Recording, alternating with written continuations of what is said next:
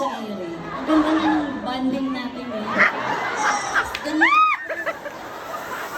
So dapat moment natin, like moment of silence.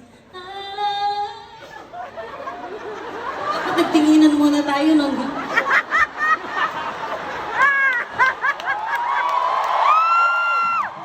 na nagtampo na ako na wala na yung moment natin.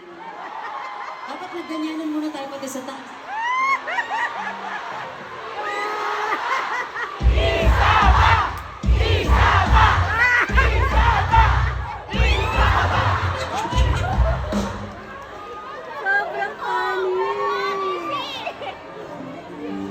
Huwag niyo akong iiwan.